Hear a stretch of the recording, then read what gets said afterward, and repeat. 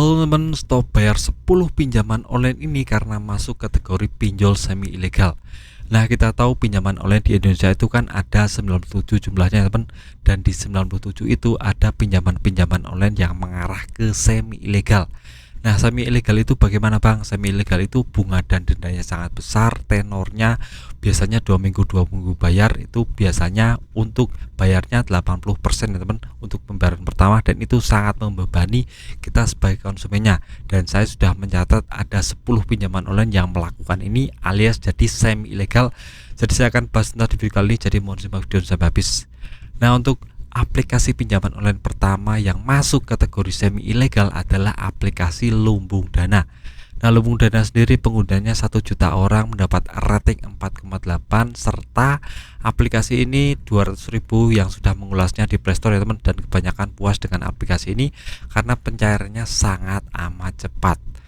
Nah, ini banyak sekali yang mengeluhkan tentang aplikasi ini karena aplikasi ini dinilai aplikasi Lumbung Dana ini aplikasi yang semi legal. Kenapa? Karena bunganya sangat amat tinggi.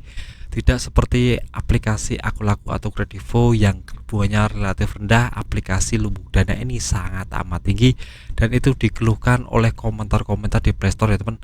Dan mereka menganggap bahwa aplikasi Lumbung Dana ini memang aplikasi yang semi ilegal karena di samping itu jika telat 1 hari saja maka akan langsung dihubungi bertelepon-telepon, WA seperti itu teman, dengan kata-kata kasar dan intimidatif, dan itu jelas termasuk aplikasi yang semi ilegal.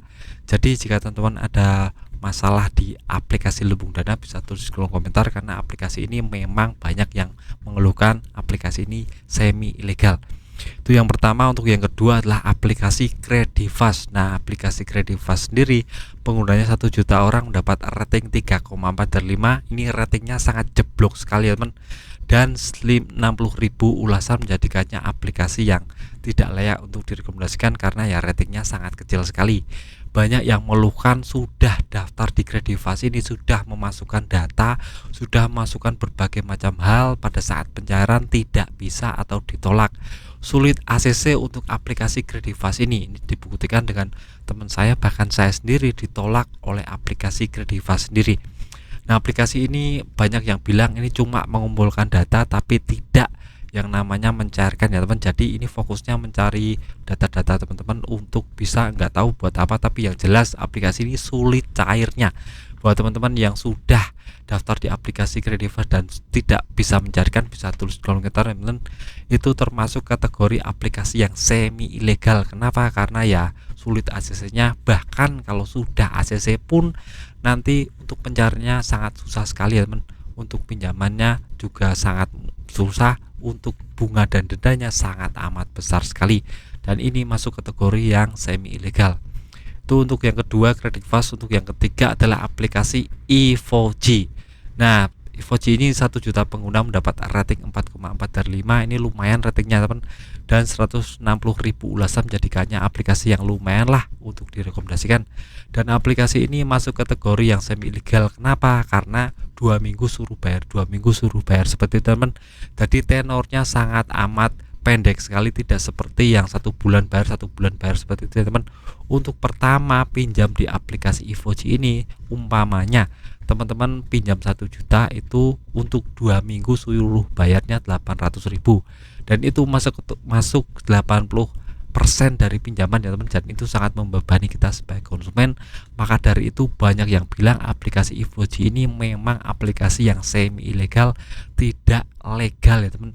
Nah, ini bisa menjadi pertimbangan teman-teman. Jika umpamanya kepepet ya jangan di aplikasi Evoji ini, lebih baik di aplikasi yang sudah terbukti cepat cairnya dan memang untuk tenornya lebih lama ya teman, seperti Akulaku dan Kredivo, Home Credit atau yang lainnya.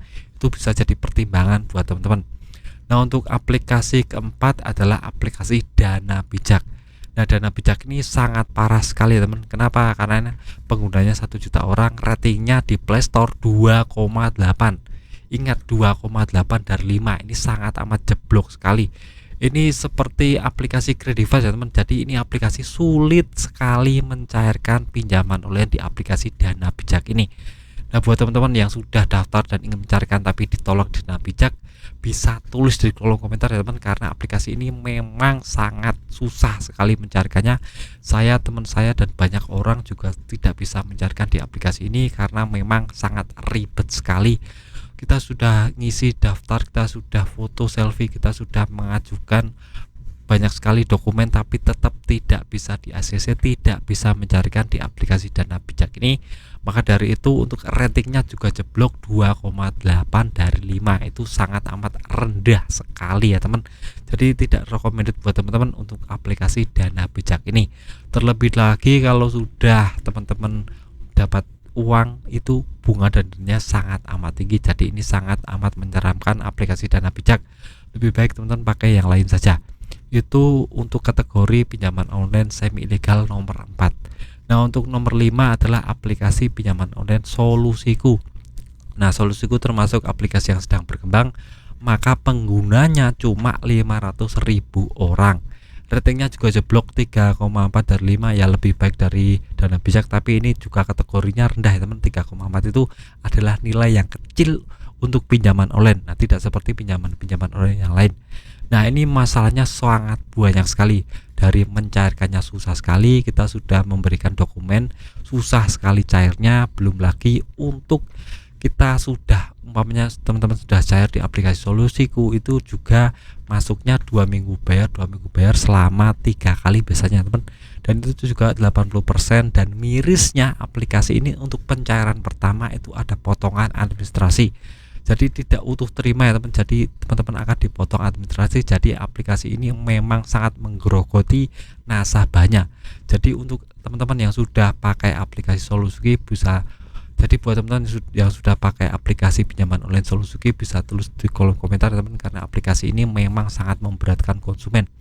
Nah, aplikasi-aplikasi yang saya sebutkan tadi, nomor 1 Lumbung Dana, 2 Kreditas, 3 Ivoji, 4 Dana Bijak, 5 Solusiku. Apakah teman-teman pinjam di aplikasi tersebut? Karena aplikasi tersebut termasuk kategori semi ilegal, jadi saran saya ya jangan pinjam di aplikasi ini. Lebih baik yang terpercaya saja seperti EasyCash, ShopeePay, atau Lazada Paylater, atau Akulaku, atau Kredivo, ada Kami, ada Pundi. Itu lebih baik dari semuanya teman, dari kelima tersebut. Karena kelima ini banyak yang bilang semi ilegal karena ya menerapkan bunga dan denda tidak wajar. Untuk tenornya juga cuma 2 minggu, dan ya yang paling fatal untuk pencairannya sangat amat susah sekali. Ada yang bilang ini isu pinjaman online ini suka mengumpulkan data-data dan nanti dijual atau diapakan lah. Kita tidak bersuuzon, tapi memang kenyataannya seperti itu. Karena ya untuk penghapusan data itu sangat susah sekali kalau kita sudah mengajukan data ya teman.